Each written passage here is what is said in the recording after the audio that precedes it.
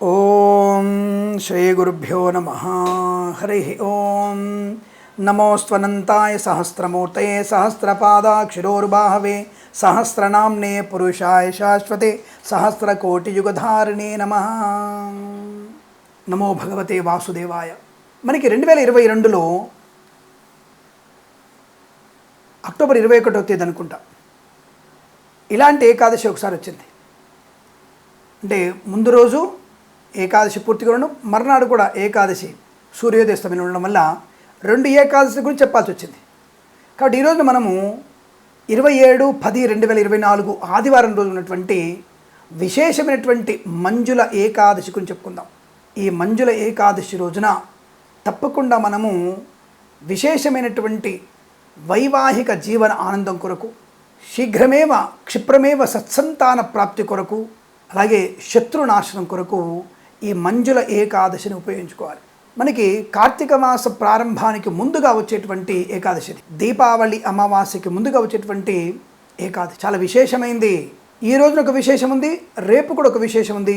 రేపటి విషయం గురించి మరొక ఎపిసోడ్లో చెప్పుకుందాం. మనం ఈ 27/10/2024 ఆదివారం రోజు ఉన్నటువంటి మంజుల ఏకాదశి ఏ విధంగా పూజించాలి అంటే, ఈ మంజుల ఏకాదశి రోజున లక్ష్మీనారాయణ స్వరూపంగా ఆ విష్ణుమూర్తిని మనము పూజించాలి. ఎవరెవరు పూజించాలి, ఎందుకు పూజించాలి? సంతానం లేనివారు సంతానం కొరకు, వివాహం కానటువంటి వధూవరులు అబ్బాయి కానీ అమ్మాయి కానీ వివాహం కొరకు, వివాహం అయిన తర్వాత అత్తగారి మీద కోపం, దుత్తగారి మీద కోపంతో బంధాలు విడగొట్టుకుందాం అనుకున్న వాళ్ళు, ఎవరో ఒకరికి ఇష్టం ఉంటుందిగా నా కాపురం బాగుండాలని, ఆ కాపురం బాగుండాలన్నటువంటి వ్యక్తులు ఈ మంజుల ఏకాదశి రోజున పూజ చేయండి. ఎప్పుడు చేయాలి? ప్రదోషకాలంలో చేయాలి. ప్రదోషకాలం అంటే ఎప్పుడు? సూర్యాస్తమయానికి 1:50 ముందు. ఉదాహరణకి 6 గంటలకి సూర్యాస్తమయం అయితే మీరు 4:10 ఈ పూజ ప్రారంభం చేయాలి.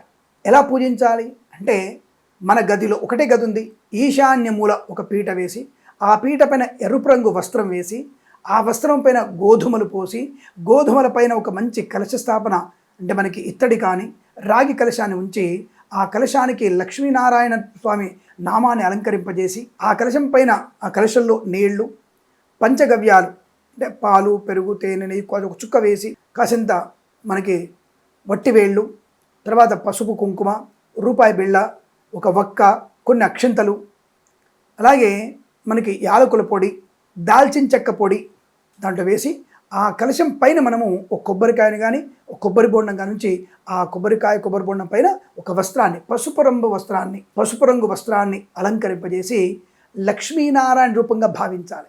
లక్ష్మీనారాయణ స్వరూపంగా భావించి, ఇదం విష్ణుర్విచక్రమే త్రేధానిదే పదం సమూఢపస్య భాగం సూర్య అనేటువంటి ఆ స్వామివారిని పురుష సూక్త విధానంగా పూజించాలి. సహస్ర శీర్ష పురుష సహస్రాక్ష సహస్రపాద్ సభూమిన్ విశ్వతో వృత్వా అత్యదిష్ట దశాంగుళం. ఈ మంత్రాలతో స్వామివారిని ఆవాహనం చేసి షోడశోపచార పూజ చేసి, ఆ లక్ష్మీనారాయణ ఇద్దరికి కూడా మనము ధూప దీప నైవేద్య సమర్పణ చేసి, పూజానంతరం తప్పకుండా మనము విష్ణు సహస్రనామ పారాయణం, లలితా సహస్రనామ పారాయణం, సౌందర్యలహరి పారాయణం, వాళ్ళు సుందరకాండ పారాయణం తప్పకుండా చేసినట్టయితే 41 రోజులలో వివాహం కాని వారికి వివాహ యోగ్యత ఏర్పడుతుంది. స్త్రీలు కానీ పురుషులు కానీ. సంతానం లేని వారికి సత్సంతాన ప్రాప్తి పొందుకోవచ్చు. మంజుల ఏకాదశి అటువంటి పుణ్యప్రదాన్ని కలిగిస్తుంది. రాబోయేటువంటి కార్తీక దామోదరుడి ప్రీతి కొరకు ఇప్పుడున్నటువంటి శుభమైనటువంటి మంజుల ఏకాదశి మనకి అద్భుతమైనటువంటి శుభ వైవాహిక జీవన ఆనందాన్ని కలిగిస్తుంది. విడిపోదామన్నటువంటి దంపతులని శాశ్వతంగా అమ్మాయిని దీర్ఘ సుమంగళిగా ఉంచుతూ పుత్ర పౌత్రాభివృద్ధి కలిగించి అంతిమంలో మోక్షాన్ని పొందేటువంటి వరాన్ని ప్రసాదిస్తుంది. కాబట్టి తప్పకుండా ఈ విశేషమైనటువంటి మంజుల ఏకాదశి మనం వదులుకోకూడదు. అనేకమైనటువంటి పొరపాటుతో, చిన్న చిన్న సమస్యలతో ఇబ్బంది పడుతున్న మనందరం కూడా ఇటువంటి మంజుల ఏకాదశి 27/10/2024 ఆదివారం రోజు ఉన్నటువంటి ఈ వ్రతాన్ని తప్పకుండా మనం ఆచరించి ఆనంద అదృష్టాలు పొందుకోవాలి. మరి ఏ రాశుల వారు చేయాలి అనేది కూడా స్పష్టంగా ఉంది ఇక్కడ. సింహరాశి వారు, కుంభరాశి వారు, సింహము కుంభరాశి వారు, అలాగే కన్యా రాశి వారు, తదుపరి ధనుస్సు రాశి వారు తప్పకుండా ఈ యొక్క పూజా కార్యక్రమం నిర్వహించండి. వివాహం, దాంపత్య సుఖజీవనం, సత్సంతాన ప్రాప్తి పొందుకునే అవకాశాలు ఖచ్చితంగా ఉంటాయి. ఇందులో ఎటువంటి ఇబ్బంది లేదు. స్వామివారి వల్ల మనకి అష్టైశ్వర్య ప్రాప్తి కూడా ఉంటున్న విషయాన్ని తెలియజేసుకుంటూ, ఇటువంటి మంచి విశేషాలని మీతో పంచుకోవడానికి మన ఛానల్ని మీరు 10 మందికి సబ్స్క్రైబ్ చేయాలి, 10 మంది చేత షేర్ చేయించాలి, లైక్ చేయాలనే విషయాన్ని తెలియజేస్తూ సర్వే జనా సుఖినో భవంతు. ప్రేమతో మీ కిరణ్ శర్మ.